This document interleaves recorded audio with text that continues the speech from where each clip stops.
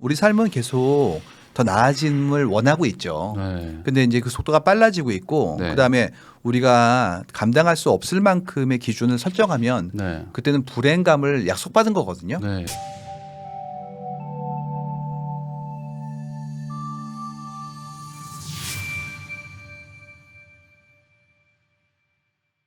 그럼 부사장님 제가 요거 하나 여쭤보고 싶은데 그 얼마 전부터 판교 신혼부부가 이상적인 신혼부부로 여겨지고 있다라고 제가 책에 써 있는 걸 봤거든요. 이 판교 신혼부부 이게 어떤 의미로 받아들여야 되나요? 2020년도 초반에 나왔던 키워드예요. 그다음에 막 확산되어 가지고 뭐 누구나 쓰는 단어는 아니었고요. 네. 다만 저희가 주목했던 건 뭐였냐면 그런 표현이 꽤 그럴싸하게 보인다는 거에 이제 저희는 큰 관심을 둔 거였어요. 네. 이유가 이런 식이란 말이죠. 한 쌍은 참 선남선녀처럼 이렇게 좋아 보여. 네. 라는 얘기를 참 판교 신혼부부 같다. 아. 라는 표현을 한다는 거야. 제가 어. 그거 들은 다음에 이게 무슨 얘기지 하다가 네. 설명을 자세히 안 들어도 네. 그럴싸한데라는 생각이 들잖아요.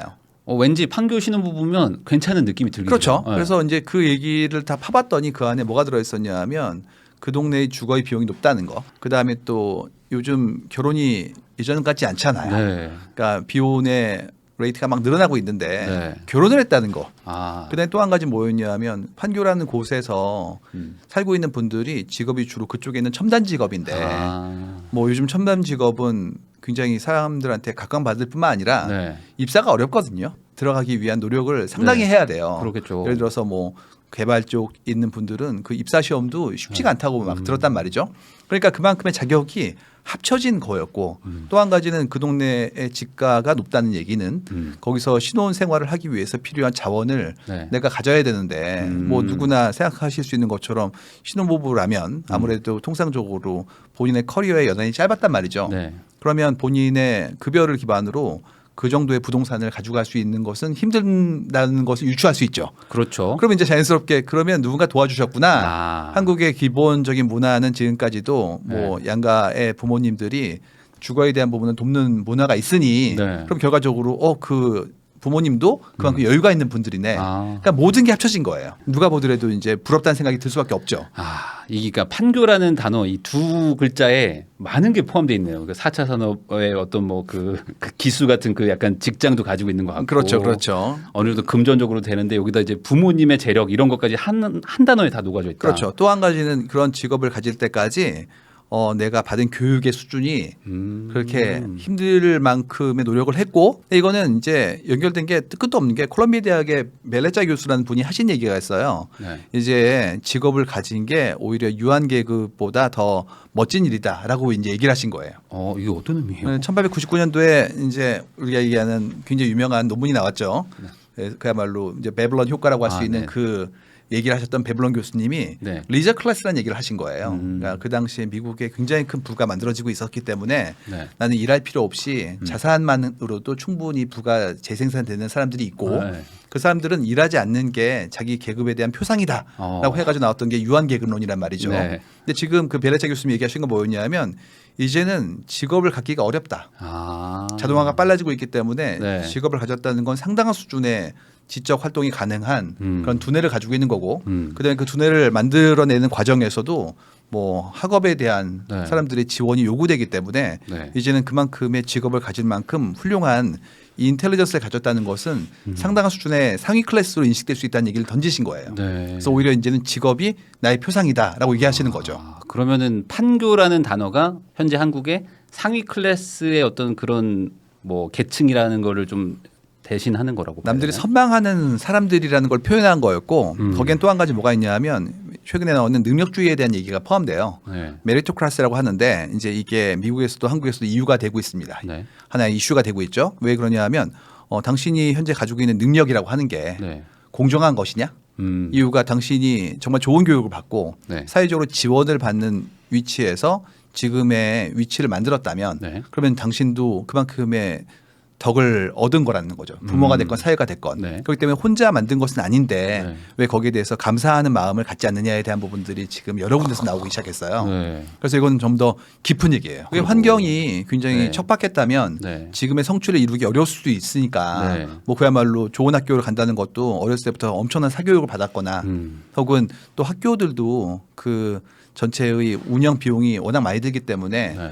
등록금도 비싼 학교 많잖아요. 그렇죠. 그럼 이제 거기 다녔다는 것 자체가 네. 상당한 수준의 지원을 받은 건데 음. 과연 그게 당신의 혼자의 노력이었느냐에 대한 부분들을 묻기 시작하는 거예요. 네. 그렇다고 해서 그가 노력을 안 했다는 얘기가 아니라 네. 그것보다도 다른 사람의 도움이 있었는데 그걸 간과하고 전부 다 능력이 없는 사람에게 배제하거나 네. 혹은 본인의 능력을 뭐 그야말로 과대평가하는 경우에는 사회적 갈등이 필연적이다라는 네. 것을 이제 먼저 미국에서 얘기를 했죠. 아, 그러면은 어쨌든 지금 시작을 판교 신혼부부로 얘기를 제가 여쭤보긴 했는데 이 판교라는 것 자체가 어찌 보면 약간 불공정한 느낌도 좀 저는 들기도 하거든요. 그러니까 그의 네. 위치를 점하기까지의 그의 노력이 네. 사회적인 지원과 그다음에 다른 사람들의 선망을 기반으로 했을 때 네. 과연 그것을 얻은 것에 대해서 우리가 어떻게 평가하냐의 문제인 것 같아요. 근데 누가 보더라도 부럽잖아요. 부럽죠. 왜냐하면 신혼부부인 분들이 연령대가 젊은데 네. 막 그렇게 비싼 아파트에서 좋은 층에 살 수 있다는 게 부럽죠. 근데 네. 그러면 이제 그런 부러움을 모든 사람들이 가지고 있으면 그분들도 부담을 느낄 것이고. 네. 근데 이게 그 판교의 그 의미가 부동산적으로 좀 보면요. 예전에 이제 분당이었긴 했는데 이제는 좀 판교를 좀 넘어온 게 강남을 갈 수도 있고 서울도 갈 수도 있지만 나는 약간 조금 나의 약간 트렌디한 어떤 느낌을 좀 살리는 동네 같기도 하고 직장이 또 이쪽에 있다는 거를 좀 약간 그 넌지시 좀 얘기하는 그 지역인 것 같긴 하거든요. 뭐 미국의 실리콘밸리처럼 이것이 내포하는 의미가 네. 다양한 시그널을 가지고 있잖아요. 근데 그게 한 가지로 되지 있는 것 같지는 않고요. 환경, 뭐 접근성, 그다음에 삶에 대한 편의성도 있고 네. 제일 중요한 뭐 직업에 대한 여부 모든 것들이 전부 다 모아지는 것 같아요. 근데 사실 이 기준이라는 게 판교 신혼부부가 뭐 현실적으로 할 수 있는 분들이 뭐 제가 봤을 때는 뭐 진짜 몇 % 정도밖에 안 될 것 같은 한데 정말 얼마 안 되겠죠. 근데 이게 네. 거의 막 트렌디한 느낌으로 간다면 사실 이거 현실적이지 않은 거잖아요, 이게. 근데 저희가 봤을 네. 때 이런 키워드가 네. 의미하는 바가 이제 저희는 두 가지로 보는데요. 첫 번째는 그런 키워드가 굉장히 그럴싸해 보인다는 것이 우리가 공감하고 있다는 얘기죠. 네. 그렇기 때문에 우리의 뭐 사회문화 환경에 대한 부분들에 우리의 선망과 거기에 대한 인지라는 것들이 꽤 공감대를 가지고 있다는 것이 좀 슬픈 얘기이기도 하고요. 두 번째는 어떤 거냐면 거꾸로 그런 얘기를 처음 들은 분들도 그 얘기 듣자마자 네. 그럴싸한데? 그렇죠. 그러면 네. 판교가 좋아집니다. 나도 모르게 옛날에는 그러면 판교 그러면 그런 데가 있었어라고 하셨던 네. 분들도 네. 아 그게 좋은 거예요. 그러면 좋은 분들이 계시네. 아. 그러면 그만큼의 사람들과 함께 살 수 있고 네. 다른 사람들로부터의 어떤 시선도 네. 그렇게 선망되어지면 거기 살고 싶은데 이런 생각이 들 수가 있어요.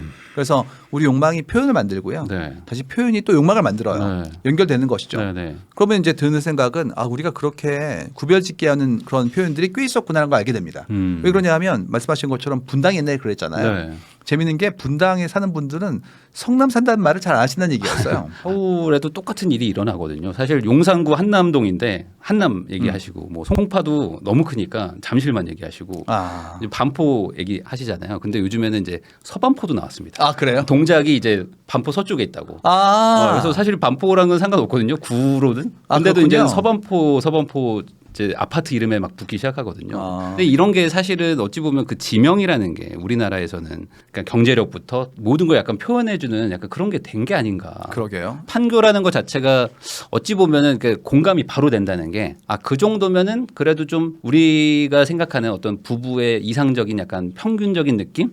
그렇게 생각을 하실 수는 있는데 제가 봤을 때는 이거는 절대 평균은 아니고 한 상위 한 10%? 저는 잘 모르지만 그 동네의 그 주거 비용이 굉장히 높은 걸로 알고 굉장히 있는데 높죠. 그거를 일반적인 급여 생활자가 만든다는 건 불가능하고 네. 누군가 지원을 해주신 상태인데 그렇게 해줄 수 있는 분이 얼마나 되겠어요. 네, 그런데 정말 조금이겠죠. 네, 근데 이렇게 되면은 네. 이게 공감된다는 것 자체가 그럼 반대로 나는 저 정도를 할 수 없다면 결혼하지 말아야 되겠다. 이런 식으로 좀 가는 게 아닌가 싶기도 하거든요. 기준은 올라가게 마련이에요. 왜 그러냐면 예전에 또 선배들이 해주셨던 얘기였어요. 뭐 월세방 시작했다고 뭐 그런 얘기들을 해주셨거든요. 사글세에서 시작했다. 그런 얘기 하잖아요. 예전에 뭐 달세방, 월세방 얘기했었으니까 또 뭐가 있었냐면 그 전에 분들 같은 경우에는 그 월세 계약이 지금처럼 2년씩이 아니었대요. 네. 뭐 6개월, 1년 됐다는 1년. 거예요. 네. 그러니까 어떤 일이 생겼냐면 뭐 예전에 손수레에 싣고 그야말로 이사를 뭐 9번 다녔어 이런 얘기가 엄청 많았거든요. 네네네. 그래서 그때는 그야말로 결혼이 좀 쉬웠다는 거예요. 이유가 뭐 다 돈이 없는데 네. 이렇게 쉽게 시작하는 것들도 가능했다. 네. 그 대신 그 힘듦이 뭐 지금이야 낭만이지만 그때는 굉장히 괴로웠죠.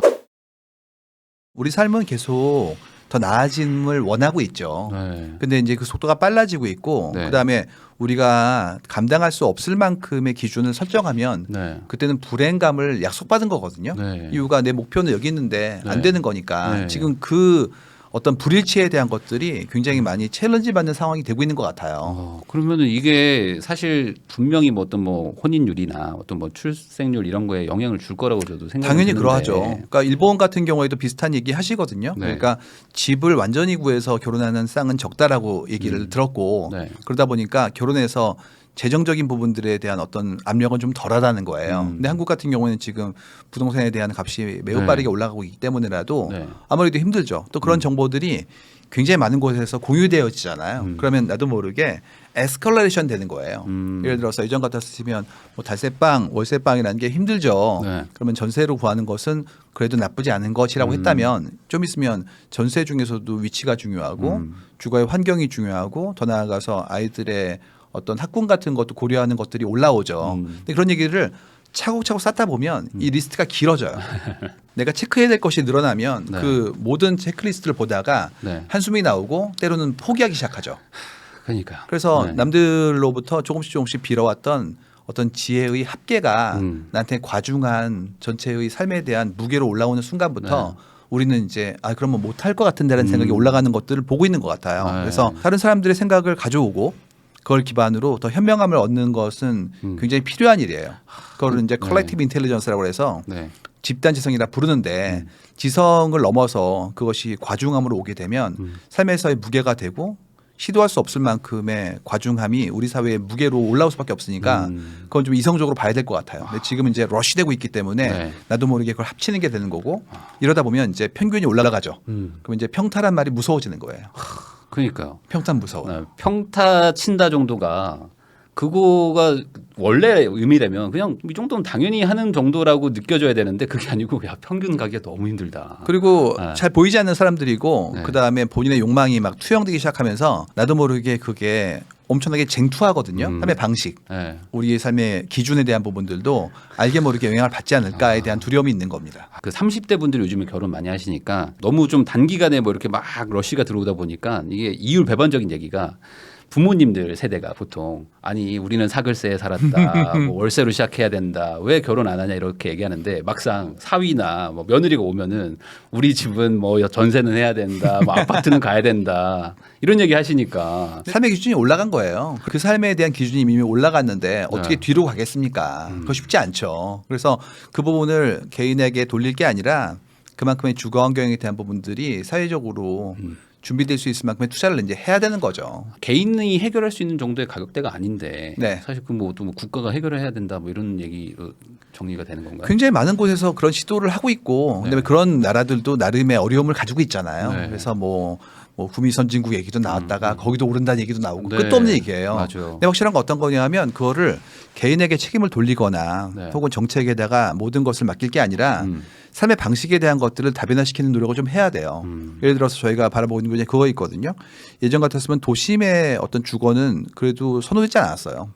학군. 네네네. 학군들이 전부 다 분산되어졌고 네. 또 그야말로 명문이나 불리우는 것들 때문에 도심에서 사는 거에 대해서라면 생각을 좀 적게 했단 말이에요. 네. 근데 지금 어떻게 나오고 있냐면 비혼인데 그다음에 비출생인데 뭐 이런 게 막 나와요. 그렇죠. 요즘은 결혼 안 하고 그렇죠. 아이도 안 나니까. 그다음에 가족의 범주는 강아지 막 이렇게 나온단 말이에요. 아. 그럼 오히려 이제 뭐가 나오냐면 네. 주변에 강아지 유치원 좋은 데 있어요가 될 수도 있어요. 그러면 그때는 어떤 일이 생기냐면 규모가 작아지죠. 네. 이유가 학교는 기본적으로 설비의 크기가 크거든요. 네네. 그렇기 때문에 주거 지역에 학교까지 포함된 곳은 드물어요. 근데 강아지 유치원은 작잖아요. 그렇죠. 그럼 자연스럽게 강아지 유치원이 있는 도심 지역도 가능하겠다는 식으로 막 퍼져나가는 거예요. 그러면서 예전에는 이렇게 주거 지역으로 그렇게 환영받지 못하던 곳들도 다시 주목받는 곳이 나오죠. 네. 그러니까 이거는 삶에 대한 다변화된 새로운 우리의 욕망이 투영된 거거든요. 그렇기 때문에 그 기준이 다양하고 각자의 삶이 다르다고 했을 때 그만큼을 지원할 수 있을 만큼의 다양성의 확보가 가능하다면 이제는 긴장이 좀 완화될 수도 있죠. 아, 그 부사장님 고양이 키우시죠? 네, 고양이 저도 고양이를 키우거든요. 모시고 있습니다.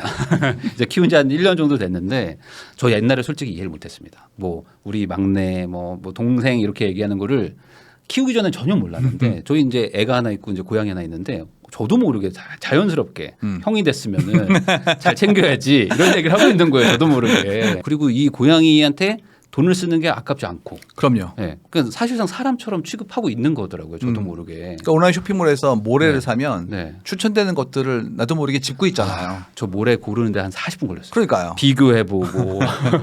영양제 집어넣고 네. 그다음에 안에 들어있는 또 네. 먹이기 위한 어떤 장난감 같은 거 네. 고르고 이러고 있잖아요. 먼지 날리는지 안 날리는지 막 유튜브 리뷰 보고 막 그러고 진짜 신중하게 골랐거든요. 애정을 가지고 있으니까 네. 애정을 가진 대상한테 쓰는 돈이 아깝지가 않은 거죠. 그러니까요. 이게 전부 다 변화인데 네. 그 변화가 예전의 기준과는 달라졌다면 우리도 적응하고 있는 거거든요. 네. 똑같이 예전 같이 이렇게 사글세 빵도 사라가 아니라 그러면 그러한 곳의 환경은 어떠한지 월세를 낼 수도 있죠. 그것이 네. 좋은 곳이라면 네, 요즘 네, 뭐 코리빙이라든지 음. 그런 형태의 쉐어드 하우스 같은 경우에는 좋은 분들이 모여서 함께 사는 거기 때문에 환영받기도 한다고요. 네. 그랬을 때 그 환경과 준비와 그들을 위한 배려를 봐야 되는 것이지 일률적으로 반드시 여기 살아야 돼 이런 부분들은 좀 폭력적일 수도 있다.